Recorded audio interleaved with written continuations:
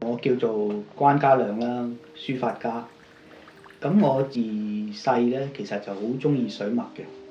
咁而家諗翻起係差唔多5歲嘅時候開始已經接觸書法。其實影響我嘅人有2個嘅，一個就係當然係我爸爸啦。我爸爸本身都係一個書法家。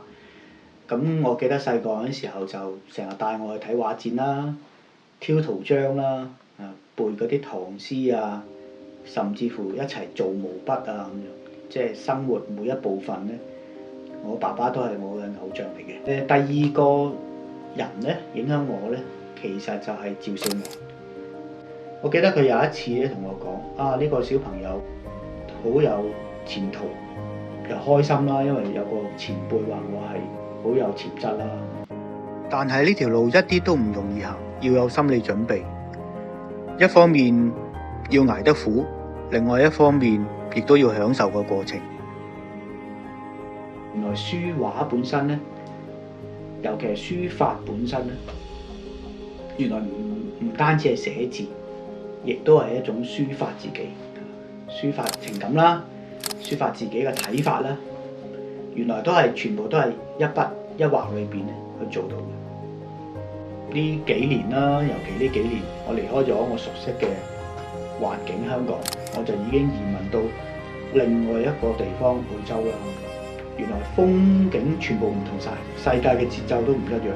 我開始留意到一啲短暫嘅瞬間嘅變化。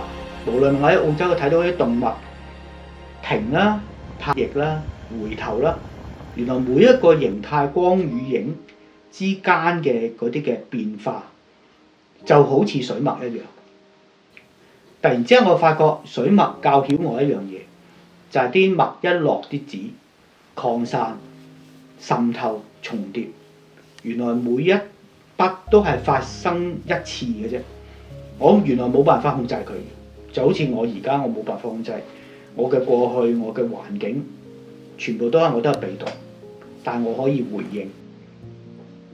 我可以回應學習等待啦，學習成長啦，學習將呢啲經歷去慢慢改變自己啦。咁所以我發覺微小短暫最容易忽略嘅每一瞬嘅變化咧，呢一個就係我今次好想攞嚟去表達我嘅人生啦，同埋將我所見嗰啲嘢去記錄低落嚟。所以我就將呢個畫展咧去改名叫做沒有遺忘嘅一瞬啦。